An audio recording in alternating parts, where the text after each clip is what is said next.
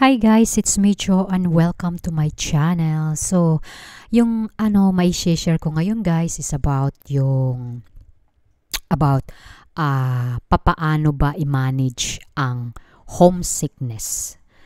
Um itong i-share ko, hindi lang ako dito yung makaka-relate at alam ko yung mga viewers ko makaka-relate sila nito, and especially doon sa mga OFW workers na nangingibang bansa sila, and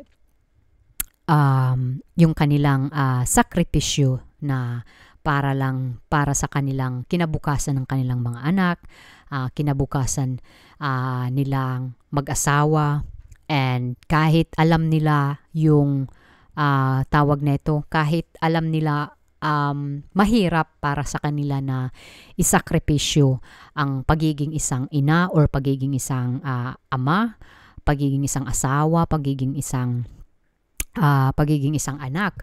So, hindi talaga madali. And I know, syempre, yung homesickness guys is wala talaga yung kumbaga walang manual. Sabi ko sa sarili ko, kung mayroon talagang manual yung homesickness, sana ginawa na natin. Sana alam na natin kung ano yung ating gagawin. But it's because na syempre nagkaka-homesickness lang ang isang tao pag syempre napupunta ka sa isang lugar na unfamiliar para sa iyo, na hindi ka nanggaling dito, na you are a stranger and everything is strange for you, and yung surrounding, yung mga tao, yung lengguwahe, yung pagkain, yung tradisyon, at yung oras. It could be also na may yung oras din. And yung homesickness guys is iba-iba kasing klaseng pinanggagalingan ng tao. Kasi syempre, I know pare-pareho yung ating dinaranas pag nagkakaroon tayo ng homesick, pero iba-iba yung pinanggagalingan nito. So, hindi talaga, kumbaga hindi mo maikukumpara yung homesickness mo sa ibang mga tao. Kasi yung iba naman is kumbaga may homesickness silang nararamdaman pero hindi gaanong kumbaga ka-trigger sa kanila. And then kasi, you know what guys, like me, ako kasi pumunta ako dito sa Belgium because I'm married, nakapangasawa ako ng Belgian, and of course dito siya nakatira. And ang sinakripisyo ko lang sa Pilipinas is yung parents ko, and then yung buhay ko sa Pilipinas, and also yung bansa. And syempre, hindi ko alam kung ano yung kahihinatnan ng buhay ko or yung relasyon namin. And without my parents, without any family, Kasi syempre, malaking sakripisyo yun. And ako, yung nasacrifice ko lang is yung country ko, and yung tradisyon, lahat ng mga tradisyon, and also my family, my parents, and my mom and my pop. And of course, sa mga OFW naman is hindi lang yung country yung sinacrifice nila, but yung sinakripisyo talaga nila is yung pagiging isang ina at yung pagiging isang asawa. Syempre mahirap yun guys, na gusto mo mang pagsabayin yung pagiging isang overseas workers at pagiging isang asawa at ina, pero hindi. Kasi syempre may mga bagay dito sa mundo na hindi natin maintindihan kung bakit hindi natin pwedeng ipagsabay. Kasi even ako, hindi ko talaga alam kung bakit. I'm still asking that to myself. But syempre, kapag lumalaki ka na, kapag nagkakaroon ka na ng kaalaman about it, syempre nakakaano ka na ganun pala ang buhay, hindi lahat ng gusto mo is makukuha mo ng sabay. May mga bagay talaga na masasacrifice, even though yung kapalit nito is hindi maganda. I mean, like yung hindi maganda is yung mamimiss mo yung pamilya mo, mamimiss mo yung tradisyon sa Pilipinas, especially pag pag Christmas Christmas yung pag dumarating na yung Christmas, syempre mahirap talaga guys kasi iba yung tradition sa ibang bansa, lalo na dito sa Belgium. Ibang-iba talaga dito yung tradition kapag Pasko. So mas malaki talaga yung yung tawag nito, yung adjustment, lalo na ako, yung adjustment ko dito. Hindi lang yung adjustment ko sa asawa ko, but also adjustment to my mother-in-law, to the society, to the tradition, language, weather, time, and of course, you have to study. And lahat talaga magiging independent ka talaga kasi wala ka ditong pamilya, walang may mag-aano sa'yo, walang may magluluto ng pagkain sa'yo, walang may maglilinis ng bahay sa'yo. Dapat lahat talaga is ikaw. So ako, pagpunta ko dito, hindi ko naman yun naramdaman yung homesickness. Hindi ko siya naramdaman, but after mga 1 year. Kasi never akong napalayo sa aking magulang. Never akong napalayo sa parents ko. Naging kumbaga never akong naging separate sa kanila. So from the start na naging teenager ako, and then until I get married, na nasa pa rin ako, poder pa rin ako ng aking parents. So syempre, pag pumunta ka ng ibang bansa, syempre lahat sa'yo talaga, lahat ikaw yung mag-aano ng bahay, ikaw yung dapat maglilinis ka, as in lahat-lahat. Pero ako, hindi naman yun para sa akin, kumbaga big deal. Kasi nung nasa Pilipinas pa ako, every time na nagbabakasyon yung asawa ko, ako talaga yung nagluluto, naglilinis, nagre-rent kasi kami ng bahay. Never kaming nag-hotel, never siyang nag-hotel, never kaming nag-hotel. I always, kumbaga yung papa ko, he always find a house na marerenta namin for 1 month. Kasi guys, syempre I understand naman sa asawa ko kasi hindi naman rich yung asawa ko. So nung time na yun,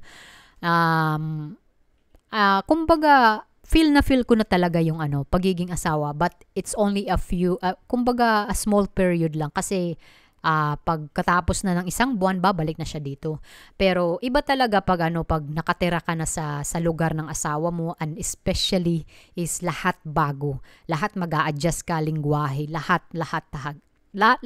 talaga. So and then hindi kumbaga kung ikukumpara ko yung homesickness ko sa mga OFW, it is really different. Kasi kumbaga yung akin, nasa kalingkingan lang ako nila. Kasi sila, masasabi ko talaga na papaano nila kumbaga nakakaya yung ganun.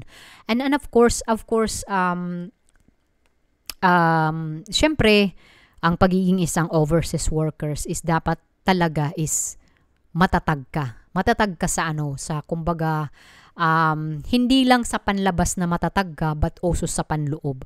And also kasi syempre may mga advantage and disadvantage kasi yan pagiging isang overseas workers, or pag gusto mong tumira, mag-migrate ka sa ibang bansa. Marami talagang advantage and disadvantage.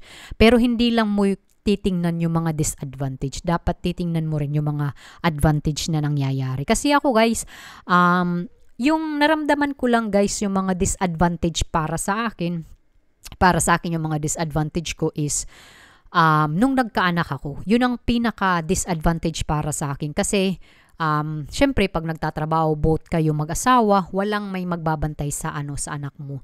And then also kung syempre kung hindi kalakihan yung sahod mo, tapos yung asawa mo is hanggang sa pagbayad lang ng ng OPA, ng renta.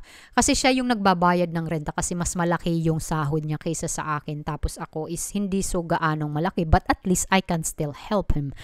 And then nahirapan talaga akong mag-adjust, lalo na pag trabaho ka, tapos pag pagod ka galing trabaho. And syempre magluluto ka pa ng pagkain, tapos may ano ka pa, may sanggol ka pa.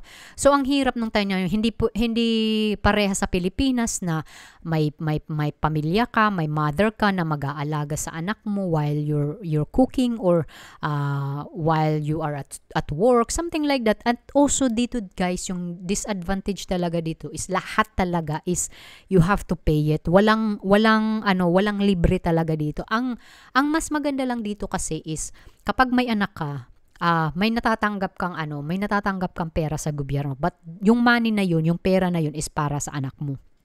Yun talaga ang advantage. And also, yung healthcare nila dito, it is really so, kumbaga secure ka talaga. So, yan talaga, pag tumitira ka talaga sa ibang bansa, may mga disadvantage at advantage talaga yan. And of course, you have to be prepared talaga. And also, kung lalo na pag marami yung anak mo, 2, 4. So ako, kumbaga nag-decide kami mag-asawa na isa lang yung amin kasi syempre ang hirap ng buhay. Hindi naman talaga basta-basta na mag-aanak ka lang tapos hindi mo iisipin yung future ng anak mo. Kasi syempre guys, hindi naman forever na ganun ang sitwasyon, 'di ba? Kasi syempre tataas ng bilihin.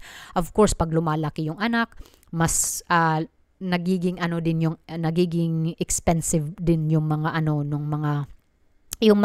bilihin din. At masasabi ko talaga na yung mga bata talaga, yung mga anak talaga, it is really cost a lot of money, kumbaga. So of course, syempre nag-decide kami na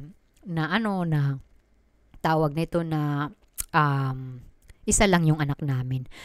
And yeah, homesickness, nararamdaman ko lang yan. Like for example now na Christmas and New Year is coming. And also like, kasi Christmas and New Year dito sa Belgium, it's winter. So it is always shortest days and then dark days. So ang hirap guys, and lalo na ako kasi may panic and anxiety disorder ako. So ang hirap. But hindi na gaanong kalala yung homesickness ko. Hindi gaya dati na nung wala pa akong anak. So, iba talaga yung homesickness ko ngayon. But, kumbaga para sa akin, rene-reverse ko na kasi syempre may family na ako dito, may anak na ako. So, I have to move on and I have to accept it na hindi forever yung parents ko nandito sa mundo. So I have to stand up with my own, and I have to be